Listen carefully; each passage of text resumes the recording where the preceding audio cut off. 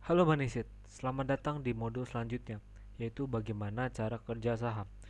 Pada modul kali ini, kita akan membahas kemana uang kita setelah kita berinvestasi saham, dan lalu kita akan membahas juga bagaimana saham itu bergerak. Nah, kemana nih uang kita setelah kita membeli suatu saham? Jadi, ketika suatu saham atau perusahaan melakukan initial public offering di Bursa Efek Indonesia, setiap perusahaan itu memiliki tujuan-tujuan khusus. Ada yang untuk melunasi hutang, ada yang uangnya untuk mengembangkan perusahaan, dan ada juga uangnya digunakan untuk ekspansi perusahaannya. Contohnya, saham ABCD pada 2020 merencanakan initial public offering. Tujuannya untuk melunasi hutang sebesar 260 miliar. Saham yang diterbitkan itu sebanyak 885 juta lembar saham. Anggap saja saham yang diterbitkan ke publik itu 15% dari 100% kepemilikan saham. Nah, harga saham IPO yang direncanakan oleh saham ABCD itu sebesar Rp330 per lembar. Nah, dari 885 juta lembar saham ini dikalikan dengan harga saham IPO sebanyak Rp330 per lembar. Berarti dari initial public offering saham ABCD mendapatkan dana sebesar 292 miliar rupiah, teman-teman, untuk melunasi hutangnya sebesar 260 miliar. Itu uang kita setelah kita menginvestasikan uangnya ke perusahaan. Jadi teman-teman harus teliti juga nih dalam membeli saham. Kita harus tahu perusahaannya apa, bisnisnya apa, manajemennya bagaimana, dan tujuan dia IPO itu untuk apa. Yang bagus itu perusahaan yang IPO itu untuk mengembangkan perusahaannya. Lalu bagaimana nih saham bergerak? Jadi pada dasarnya harga saham itu bergerak berdasarkan supply and demand. Supply and demand itu terbentuk karena banyaknya pendapat antar investor. Ada yang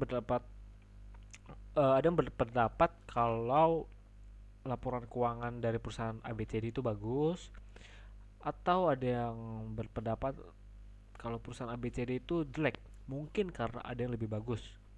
Ada yang percaya tentang sentimen negatifnya, ada yang percaya dengan sentimen positifnya. Nah, jadi harga saham itu bergerak berdasarkan supply and demand.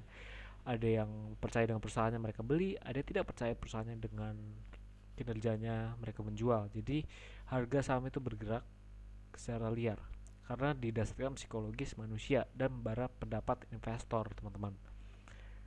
Lalu karena saham bergerak liar, Bursa Efek Indonesia menerapkan aturan auto reject atas dan auto reject bawah. Untuk harga saham 50 sampai 200, nilai auto reject atasnya sebesar 35%. Untuk harga 200 sampai 5000, auto reject atasnya sebesar 25%. Dan untuk harga acuan di atas 5000, harga auto reject atasnya sebesar 20%. Dari banyak pendapat ini, jadi harga saham ini bergerak liar nih, naik, turun, dan lain sebagainya. Kalau misalkan bergerak liar banget nih, demandnya itu tinggi banget, itu akan menyebabkan auto reject atas. Tergantung nih nilai sahamnya itu berapa. Ada yang nilai sahamnya 50 sampai 200, ada yang 200 sampai 5000, ada yang 5000. Nah, ini biasanya dibagi menjadi first liner, second liner, dan third liner. Gitu, teman-teman. Jadi kan kita udah tahu nih sebelumnya first liner, second liner, dan third liner.